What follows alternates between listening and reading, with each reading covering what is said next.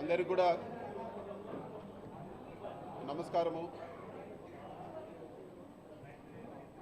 Arrest చేసిన 73 రోజుల తర్వాత గౌరవ కోర్టు బెయిల్ మంజూరు చేయడం జరిగింది.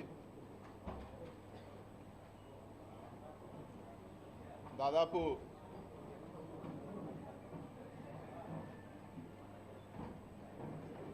2.5 నెలలు ఒక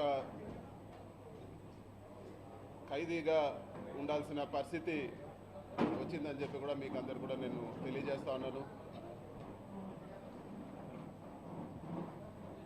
గౌరవ కోర్టు పెట్టిన ఆంక్షల మేరకు ఈ కేసు గురించి వివరంగా మాట్లాడేదానికి పర్మిషన్ లేదు. అయినా కూడా ఒక మాట నేను చెప్పదలుచుకున్నాను. గౌరవ కోర్టు ఇచ్చిన బెయిల్ ఆర్డర్ని ఒకసారి చదవమని కూడా నేను అందరిని కూడా అడుగుతున్నాను. దాంట్లో ఇచ్చిన పాయింట్స్ 100% నిజమని చెప్పి కూడా నేను తెలియజేస్తా ఉన్నాను. గౌరవ కోర్టు ఏదైతే ఆర్డర్లో విషయాలు చెప్పిందో అవన్నీ కూడా మీ అందరిని కూడా నేను ఒక్కసారి చదవమని చెప్పి కూడా నేను కోరుతా ఉన్నాను. ఇది వరకు ప్రెస్ మీట్ పెట్టి చెప్పడం జరిగింది. ఎన్ని ఇబ్బందులు పెట్టినా కూడా, ఎటువంటి ఇబ్బందులు పెట్టినా కూడా ఎదుర్కొనేదానికి సిద్ధంగా ఉంటామని చెప్పి ఈరోజు ఇన్ని రోజులు జైల్లో పెట్టిన తర్వాత కూడా మళ్ళీ అదే మాట చెప్తా ఉన్నాను. ఎక్కడ కూడా అధైర్యపడే ప్రసక్తే ఉండదు. ఎక్కడ కూడా ఈరోజు పార్టీని ఇబ్బంది పెట్టినా వెనక తగ్గే ప్రసక్తి ఉండదని చెప్పి కూడా నేను ఈరోజు తెలియజేస్తా ఉన్నాను. ఇది ప్రతిసారి తెలుగుదేశం పార్టీ అధికారంలో ఉన్నప్పుడు, ఎప్పుడు తెలుగుదేశం పార్టీ అధికారంలోకి వచ్చినా కూడా కేసులు పెట్టే పరిస్థితి చూస్తూనే ఉన్నాము. 2014-19లో కూడా తప్పుడు కేసు పెట్టి జైల్లో పెట్టడం జరిగింది. అప్పుడు కూడా చెప్పినాను, ఇది తప్పుడు కేసు, ఇది కేవలం హరాస్మెంట్ చేసేదానికే పెడుతున్నారని ఆ రోజు కూడా నేను చెప్పడం జరిగింది. అయినా కూడా అక్రమంగా అరెస్ట్ చేసి నన్ను, బిఎం మధుసూదన్ రెడ్డి గారిని, చెవిరెడ్డి భాస్కర్ రెడ్డి గారిని కూడా ఆ రోజు కూడా జైల్లో పెట్టడం జరిగింది. తర్వాత ఎవరైతే కేసు పెట్టించారో అదే వ్యక్తి కోర్టులో వచ్చి చెప్పడం జరిగింది, ఎక్కడ కూడా బలవంతంగా మా దగ్గర పెట్టించారు, వీళ్ళు తప్పు చేయలేదని చెప్పి ఆ కేసు కూడా కొట్టేయడం జరిగింది. అంతేకాదు, అంతకుముందు తెలుగుదేశం అధికారంలో ఉన్నప్పుడు కూడా నేను ఇంజనీరింగ్ కాలేజ్లో చదివేటప్పుడు కూడా నా జీవితంలో మొట్టమొదటి కేసు పెట్టింది తెలుగుదేశం ప్రభుత్వం. తెలుగుదేశం ప్రభుత్వం ఎప్పుడున్నా కూడా ఇటువంటి హరాస్మెంటు చూస్తూనే ఉన్నాము. ముఖ్యంగా ఈ జైల్లో ఉన్నన్ని రోజులు కూడా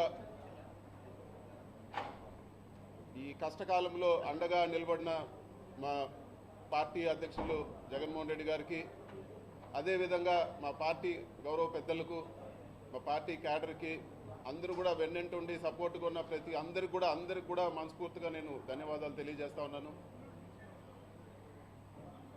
ఈ కేసు పెట్టి సాధించింది ఏమీ లేదు, ఒక పైశాచిక ఆనందం పొందడం తప్పితే, అదేవిధంగా మా తల్లిదండ్రులని మానసికంగా వేధించడం ఒకటి సాధించినారు తప్పితే ఈ కేసు వల్ల సాధించింది ఏమీ లేదు.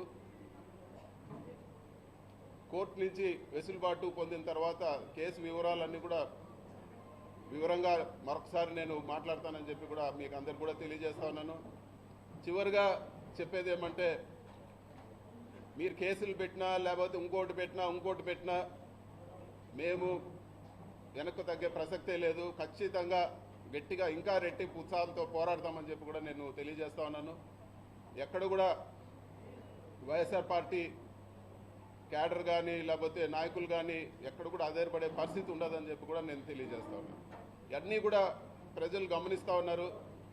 ఇవన్నీ కూడా ఒక డైవర్షన్ టాక్టిక్స్లో భాగమే అని చెప్పి కూడా అందరూ కూడా గమనించాలని చెప్పి కూడా నేను కోరుతా ఉన్నాను. ప్రభుత్వం చేయాల్సిన పనులు పక్కన పెట్టి ఏదో ఒక అభూత కల్పన చేసి రకరకాల కేసులు పెట్టి నాయకులందరినీ కూడా జైళ్ళల్లో పెట్టి సంబంధం ఉన్నా లేకపోయినా ఎట్లంటే అట్లా జైళ్ళల్లో పెట్టి ఇదంతా కూడా వాళ్ళు చేయాల్సిన పనుల నుంచి డైవర్షన్ చేసే పరిస్థితి ఉందని చెప్పి కూడా మనం అందరం కూడా తెలుసుకోవాలని చెప్పి కూడా నేను తెలియజేస్తా ఉన్నాను.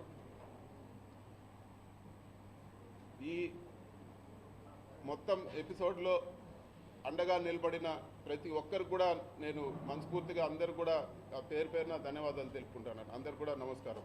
Thank you.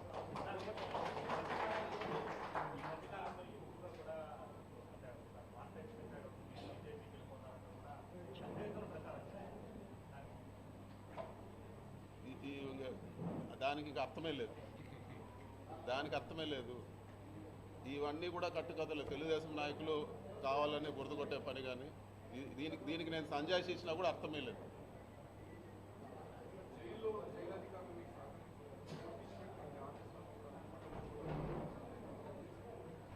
మరి ముఖ్యంగా జైల్లో ఎటువంటి పరిస్థితుల్లో పెట్టారంటే ఒక టెర్రరిస్టో తీవ్రవాదిని జైల్లో పెట్టిన పరిస్థితి ఉండింది. నేను ఉన్నన్ని రోజులు కూడా ఒక పూర్తి బ్లాక్లో వేరే ఒక మనిషితో మాట్లాడే పరిస్థితి ఉండదు. కేవలం ఎప్పుడైనా ములాఖాతులు, వారానికి వచ్చిన ములాఖాతులు, లేకపోతే ఇంటికి 3 ఫోన్ కాల్ చేసుకోవచ్చు. ఆ 3 ఫోన్ కాల్ తప్పితే ఇంకొక మనిషితో మాట్లాడే పరిస్థితి కూడా ఉండేది కాదు. మొత్తం సీసీ కెమెరా నిఘా ఎవరు చూస్తూ ఉన్నారో ఆ సీసీ కెమెరాల్లో తెలియదు. విజయవాడలో కూడా ఆ సీసీ కెమెరాలో చూడగలుగుతారని చెప్పేవాళ్ళు. అధికారులు కూడా నాతో మాట్లాడేదానికి భయపడేవాళ్ళు. అసలు ఎవరు కూడా దగ్గరకు వచ్చే పరిస్థితి లేదు. ఒక దారుణమైన పరిస్థితిలో జైల్లో పెట్టడం జరిగింది. ఒక ఏదో టెర్రరిస్టు పక్కన వాళ్ళతో మాట్లాడితే ఏదన్నా ఇబ్బంది వస్తుందనే పరిస్థితులు అక్కడ కల్పించడం జరిగింది. కానీ ఇవన్నీ కూడా ధైర్యంగా ఎదుర్కోవాలని డిసైడ్ అయినాం కాబట్టి ఇవన్నీ కూడా ఏకోసారి కూడా పట్టించుకున్న పరిస్థితి లేదు.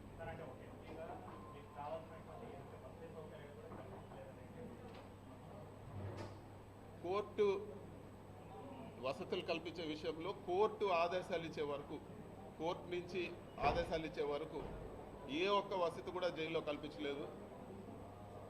వాళ్ళకు చూస్తేనే నాకు అర్థమైంది, జైలు అధికారులకు విపరీతమైన ప్రెషర్ ఉన్నది. వాళ్ళు ఏ ఒక్క వసతి కూడా కోర్టు నుంచి ఆదేశాలు రాకుండా ఏ ఒక్కటి కూడా కల్పించలేదు. ఇవ్వాల్సిన బేసిక్ రిక్వైర్మెంట్ కూడా అవన్నీ కూడా వచ్చిన ఫస్ట్ కోర్టు ఆర్డర్ వచ్చే వారం 10 రోజుల వరకు అస్సలు ఏ ఒక్క సహకారం కూడా లేదు. ఇవ్వాల్సిన ఫెసిలిటీస్ కూడా, మిగతా ఖైదీలకు ఇచ్చే ఫెసిలిటీస్ కూడా నాకు ఇవ్వలేదు.